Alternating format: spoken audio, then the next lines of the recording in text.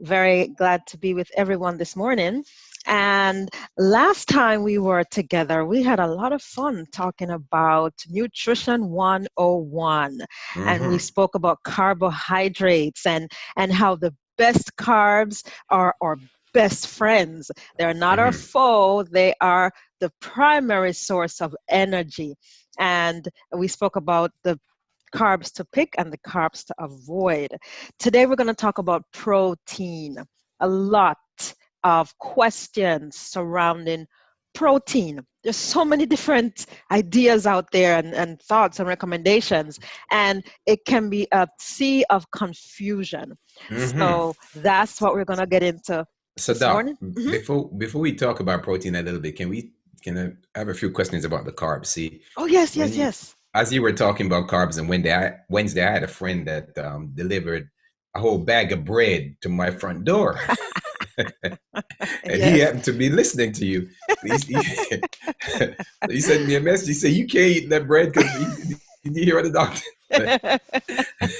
Of course, I love bread. I eat bread. I'm one of those who eat bread every day. Yes, yes.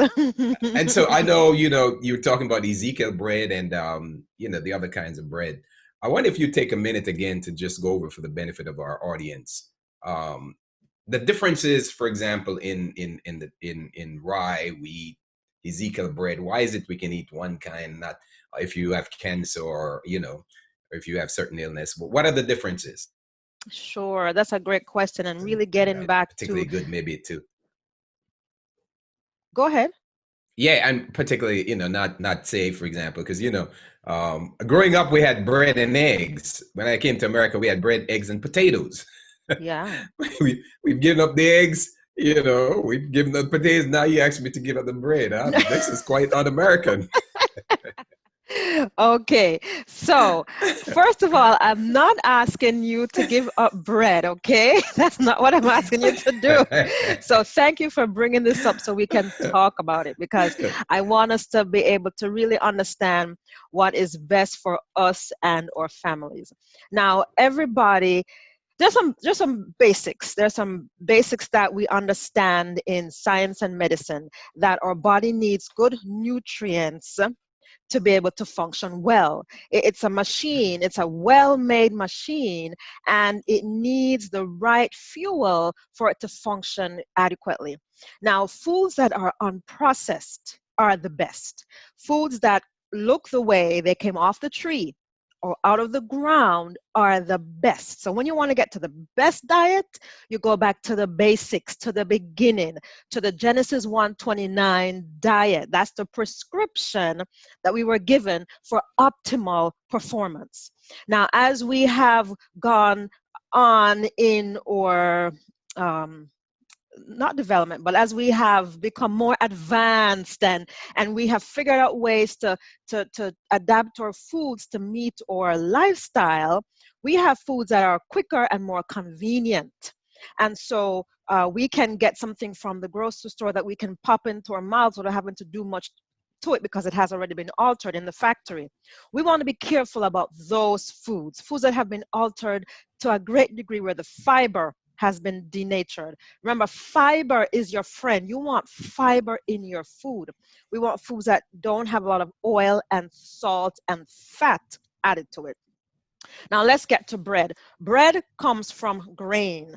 Grains come from the soil. Grains grow on stalks and they're harvested, and those are healthy. Grain are healthy because they have high fiber. We want fiber. They have minerals in them and they have vitamins. So grains are healthy. Grains are things like wheat, rye, oats. Those are all grains, and those can all be turned to flour.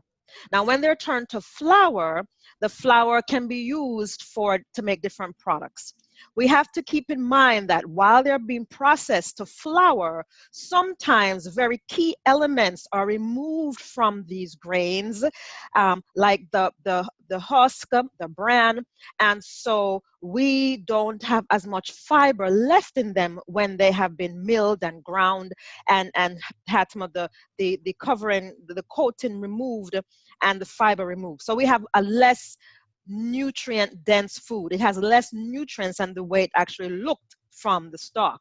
So if you eat your oats and your rice, it has more nutrients than your oat bread and your oat flour and your rye flour that have been processed.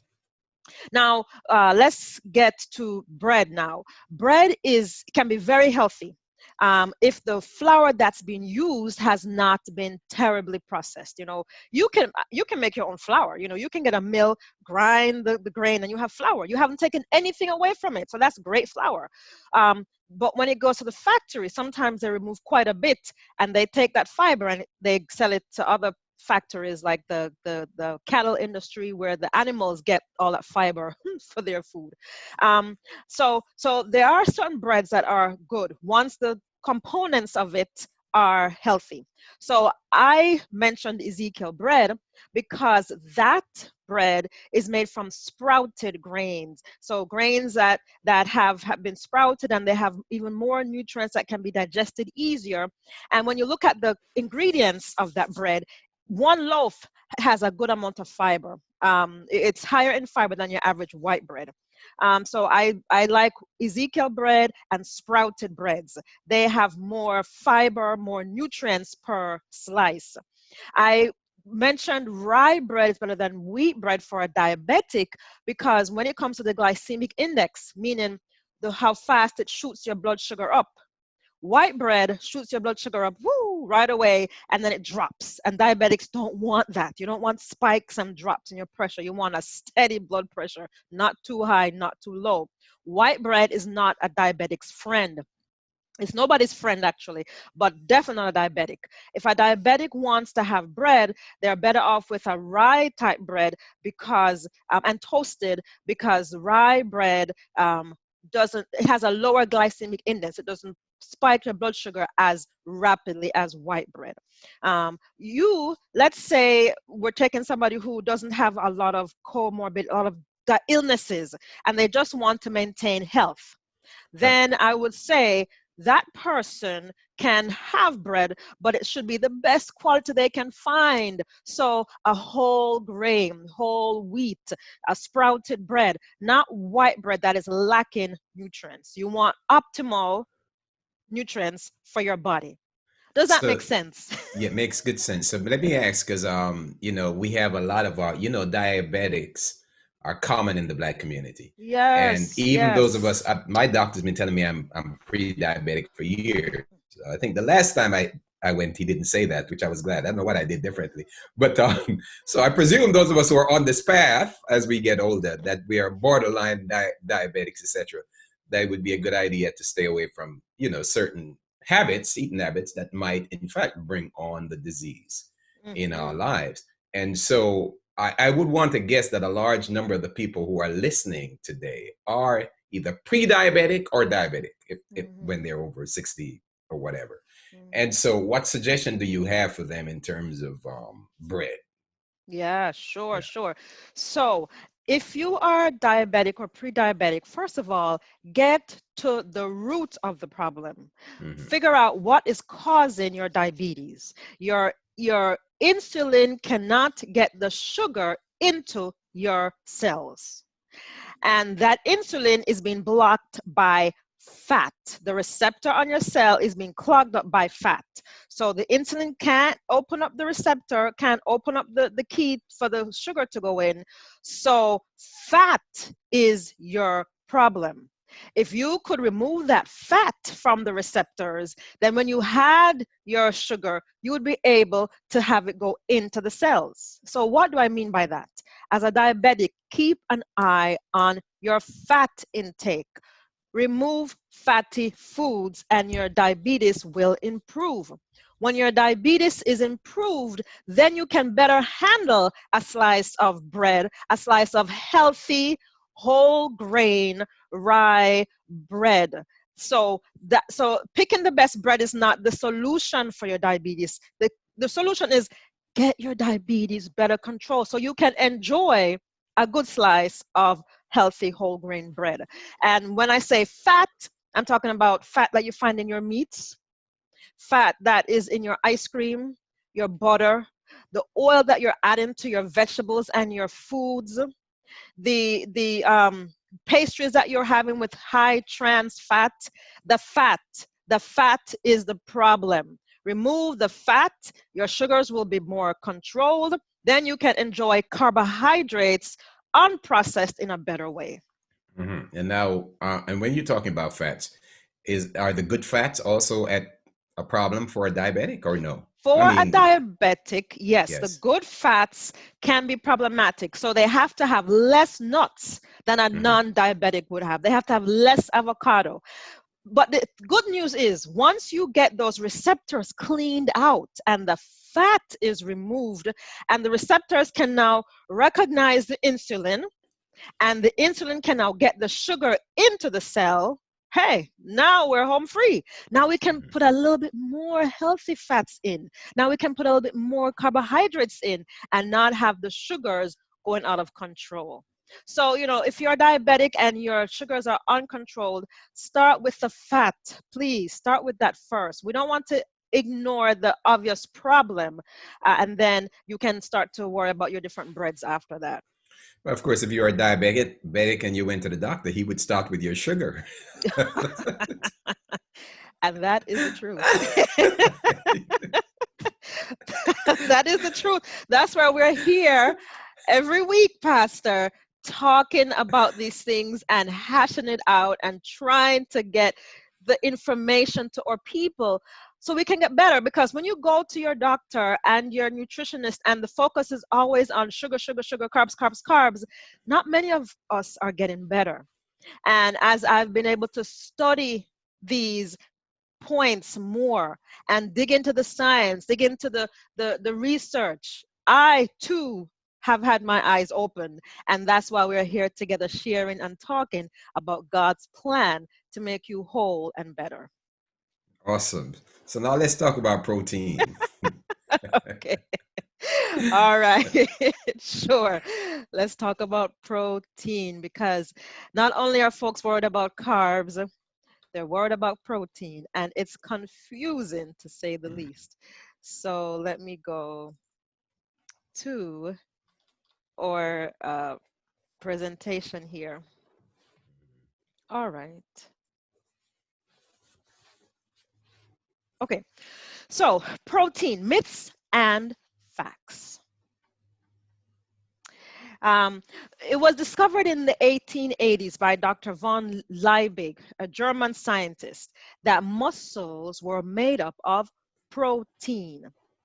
And so it was felt that, hey, protein must be very important. And actually, the name protein in the Greek means first place, protein. And from then even till now, we put a lot of emphasis on protein. One of his colleagues, Dr. Voigt, was observing coal miners, and he realized that these bulky, burly guys were eating a lot of protein. And he calculated that they were having about 120 grams of protein a day. And so he figured this must be the ideal amount of protein.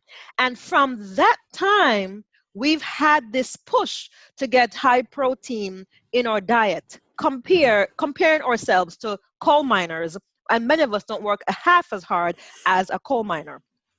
In the 1930s, though, studies began to show that a high protein diet does increase growth. Yes, you'll get real big, but it shortens lifespan.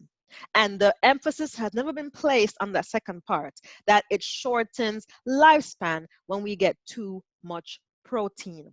So how much protein do we need? I have lots of parents ask me that. How much protein do my kids need? How much protein do I need? Well, we need about 30 grams of protein a day, 30 grams. And the World Health Organization actually recommends a little bit more. They recommend about 0.8 grams per kilogram of body weight. So let's say that you are a 70 kilogram male. That's about 154 pounds. To turn kilograms to pounds, you just multiply by 2.2. So let's say you're a 150-pound male. You need about 56 grams of protein a day. And that's much more than the research has shown of just the 30 grams. So even this is more than you need. If you are a woman who weighs about 55 kilograms, and that would be about 122 pounds, that woman only needs about 44 grams of protein a day. Now, despite these recommendations, the average Westerner is eating about 150 grams of protein a day, triple how much they need to actually thrive. I'm curious again. The doctor initially in the 1880s, how much did he decide we needed? 120. Oh, okay. So he even doubled what we actually need. Yes, because remember, his subject was We're coal coal miners. miners, and they were working their Mm. butts off, but many of us don't work like that. Now, some folks may say, okay, so, you know, so what if I eat too much protein? What's the big deal? Some people want to get more protein. That's their aim. Well, it's actually a very serious problem, because it's become very clear that too much protein, when it comes from animals, is often coupled with too much fat and cholesterol, because all animal meat has fat. There's fat in muscles of every animal and cholesterol in muscles of every animal. So with that fat and cholesterol, we have our issue with heart disease, heart attacks, strokes, cardiovascular diseases. And we're now realizing that the extra fat is also linked to diabetes. So the things that are killing our people in droves can be directly linked to the foods that we're eating every day. One thing that isn't so obvious, or wasn't so obvious to me until recently, is that excess protein causes a big burden on our kidneys. Now, that is never discussed. What the issue is that protein breaks down to urea, and urea needs a lot of water, about 7 times as much water than average, to wash it out of the kidneys. So the kidneys are working extra hard to deal with urea. And with the urea and the extra water loss comes calcium wasting. You're peeing out more calcium. So then you get the issue of osteoporosis. So now you have an increased rate of heart disease, extra kidney damage, and osteoporosis because of too much protein. Also, increased protein has been linked to many types of cancers. And that's one thing we're all so nervous about: cancer. So we know that too much protein can trigger cancer formation and growth. So definitely big protein, big problem. And we want to be careful about this. Now, proteins don't only come from animal sources. Plants have protein as well. So while of course we need protein, we do need protein, we need it from the best source possible. And I want to encourage us today to realize that plants are an excellent source of protein. When folks think of protein, they don't think about plants. They think about, chicken, eggs, dairy, but plants have all the protein you need to do well.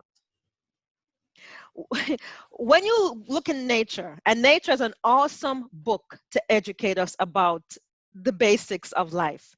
When you look in nature, look at this guy. This guy is enormous. Where does he get his protein from? Any idea, Pastor? Plants, of He course. gets Yeah. it from plants, right? He and many of his colleagues, gorillas. Gorillas are huge, and they get their protein Mhm. from plants. There is Mhm. enough protein in plants to keep us healthy and strong without the added risk of high cholesterol, high fat, and the issues that come with producing cancer from animal sources. Now, proteins are built up of amino acids. That's what, amino acids come together and they form chains to make protein. And the reason folks think that animal proteins are better is because animal proteins have both essential and non-essential protein. Now, non-essential proteins we can make on our own, but essential amino acids we don't make, so we have to get it from our foods. And animal meat has those proteins, whereas plants don't. But all plants have some degree of essential proteins. And when they're combined together, you get a complete protein. You get all 22 essential amino acids to be well. So the key with eating plants to get protein is to combine. So you can't just eat rice all day long. Add some beans.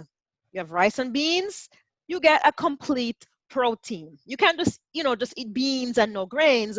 Combine your beans, combine your grains, combine your vegetables, and you're good to go. No concern whatsoever in regards to complete and high quality protein.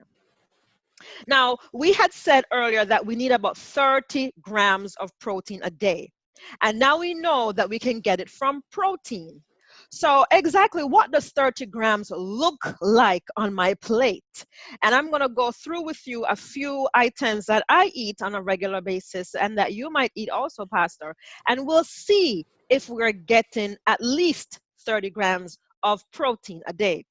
So let's say for breakfast, you have 2 slices of Ezekiel bread, right? Because you love bread and you want to get your bread in, and so you're going to have 2 slices of Ezekiel bread. So I'm going to get my calculator out here, and I'm going to add this up. So that's 4 grams per slice. That's down here. So that's 8 grams of protein just for in breakfast time. And with the bread, you're probably going to put on some let's see, is there any avocado spread? Avocado. I'm saying avocado spread. Yes, I don't know if you have that. Where no, I don't. And those have protein too, but I don't have avocado on here. All right, why don't we go with almonds? Why don't we go with a 1/4 cup of almonds, and let's say it's in the form of almond butter, right? Because almond butter or peanut butter is great to put on your bread. So that's about 16 grams of protein right there. So we have 8 plus 16. And then, of course, you're going to want some fruits with that. So maybe you're going to have a cup of blackberries. Oh, boy, that's awesome. And so that's 2 grams of protein right there. All right. And oh my goodness, you're almost at 13. You haven't finished breakfast yet. All right. So let's say you stop breakfast and now you're going to go to lunch. And let's say you're going to have a 1/2 cup of chickpeas. And so that's 7 grams of protein right there. And with the chickpeas, you may want to have a baked potato. That's 8 grams of protein. Oh boy, Pastor, you're exceeding how much protein you need. You haven't even had a full meal yet. And you're going to have some broccoli. So you're adding 4 grams of protein with that broccoli. And let's say for supper, you decide to have, some mushrooms and quinoa. You're up to 50 grams of protein, Pastor. 50 grams. And all you're eating is plants. You haven't had a whole lot to eat, and you're diversifying all your foods. So it's very easy to get enough protein once you have an adequate serving of foods and you eat different kinds of foods, for breakfast, lunch, and supper. And so if you give me exactly what you eat, then I would be able to look up the grams of protein, add it up, and I know you're past 40 grams. I'm almost sure, if based on what we've seen here. So no one should worry about getting enough protein eating plants. Even with children thrive excellently on a plant-based diet. They get enough protein, they get excellent nutrients when you give them only plants. And So children, I've heard people say that they've been told they have too much protein in their blood. Exactly what is there such a thing, and what does that mean? yeah, sure. So too much protein in your blood can be from various factors. When we measure protein in the blood, sometimes it's really related to the amount of antibodies that you're making. So and antibodies are made by the white cells to fight foreign things. But if you're making too many antibodies because of exposure, let's say to too many foreign toxins in your body, you can be making too many antibodies. And then when protein is measured in the blood, it's really measuring the amount of antibodies that you're making. Also, if you have a lot of inflammation in the body, molecules that make up inflammation are also protein molecules. So it's not always linked to what you're eating, but what your body is producing in the form of antibodies or inflammatory proteins. So that those are also proteins. So sometimes it can be from inflammation, honestly. And if you eat more plants, that will help fight the inflammation and bring that protein level down. Okay, so look at this athlete here. One of the Williams sisters, sorry. She is built, she is strong on only plants. The Williams sisters do not eat meat. I think it was Venus who got diagnosed with an autoimmune condition, and then she decided to go completely plant-based to treat her disease, her inflammation. And with just a plant-based diet, she is just as fit and strong as she ever was. And her sister joined her in support. And just an awesome example that you can get enough protein, you can have muscles. A lot of young people say, but I want muscles, I need meat. No, no, no. If you want to be really strong, you eat plants. Lots of athletes only eat plants. I'm going to show you some more. This gentleman here, I don't know if you follow football. I don't much, but as I'm studying about these plant-based athletes, I'm finding more and more of them who look healthy, strong, robust, and they're eating plants. These people are vegan, and they are strong, and they have endurance. Ryan Reed from the NFL is a completely plant-based athlete. This gentleman here, Patrick Neshek, Major League Baseball pitcher. You need to be fast and strong in this kind of profession. Plants, plant strong, and no meat at all. Just an example to our people that we do not need meat to be healthy. And I want to stress that point. You will be completely healthier if you move to a plant-based diet. Stronger, more endurance, more energy, more drive if you stick to just plants. More examples. Look at these guys. They only eat vegetables and seeds and nuts and grains. And they are strong, 100% plant-based athletes. So what about some practical tips for us? You know, this is not something that is easy for many people because they've grown up their whole life eating meat, you know, and that's the protein that they know. So I want to encourage you, first of all, do not be afraid. Your children will not wither away. You will not, you know, you will not become weak and listless without meat. You'll actually do better health-wise. And so one thing you can do is watch this movie that I saw with my family. It's called Game Changers. Have you seen that movie, Pastor? No, I haven't. It's a movie that emphasizes and shows how plant-based athletes do what they do. And it shows you how protein from plants is superior to protein from animals. I watched it with my kids, and I was surprised because there were about 3 episodes where there was some spurting, you know, just a few foul language in 3 places, and I had to be like covering their ears. But overall, it's a very good movie. And apart from those 3 spots where, you know, there were 3 curse words, so just, you know, just so you know, when Arnold Schwarzenegger was speaking, he, you know, his mouth wasn't as clean as it should be. But it's a very good movie. Have meat-free days. If you eat meat every day, pick one day where you'll have no meat and really maximize your vegetables. And once you can master that one day, then go to 2 days. 3 days, and try to increase the number of days where you and your family don't have any protein from any meat source. Try substitutes. You know, sometimes folks wonder if these substitutes are safe, are they okay? You know, these veggie meats. They are a bridge to help you get completely meatless. So if you need to start there, you know, let's say you're used to the taste of meat, the texture, the flavor, and you find it really hard to not have something in your mouth that tastes like meat, you can try one of those meat substitutes. You know, they're in the grocery stores, in every grocery store actually. Or the best substitute I find is tofu, but folks have a hard time with tofu, so it requires some education on how to make tofu well. But certainly try them, season them well, and add them to your recipes. Experiment with beans and lentils. if you only eat red beans and that's the only bean you know, try a different bean. Try black beans, try chickpeas. Try to diversify your repertoire of beans and lentils because these foods are power packed. And get a good vegan cookbook.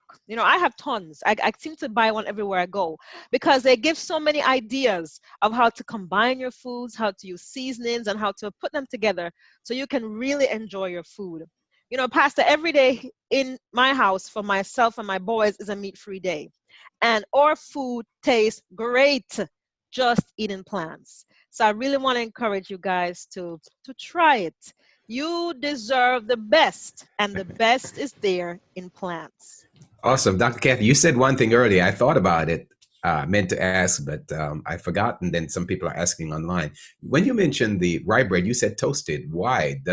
Is it better to toast bread than to eat it without being toasted? Yes. So when you toast bread, you decrease the calories. You start to break down some of the calories. So it's less calorie dense. It has less calories when you toast it, and you can digest it easier when you toast it. But when you toast it, don't put butter on it because you're killing the benefits of toasting it. I see. And somebody else was asking, is Ezekiel bread readily available in most supermarkets?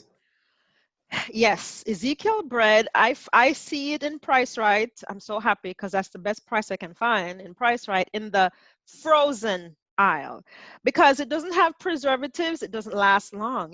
When you have bread on your counter that lasts for like 3 weeks, it's being heavily preserved. It should not last so long on your counter. If you put Ezekiel bread on your counter, in about 3 days, it's getting moldy. So it has to stay in the refrigerator. So in your grocery stores, you'll often find it in the refrigerated section. So in Price Right, it's in the refrigerated section. In Stop and Shop, it's in the frozen section. At Trader Joe's, it's not frozen, but maybe they sell theirs faster. But Trader Joe's has a lot of Ezekiel bread, and the best price is at Trader Joe's or Price Right. It is not as cheap as your regular bread. So when you pick it up, you're going to say, oh, $5 for a loaf of bread? But I'm telling you, when you eat one slice, the density of the fiber will fill you up faster than if you had 3 slices of white bread. So you can't compare the price because it's not apples and apples. You're comparing apples to like pebbles when you talk about Ezekiel bread and white bread. Awesome. I just want to see if any other questions there that we're missing. No more questions. They're just amazed at the information you're sharing. It looked like I helped a lot of people out to ask you about the bread question. No, bread is not your enemy, but remember, your body is a beautifully designed machine. Be very thoughtful about what you put into it because you want to put in the best to get the best back.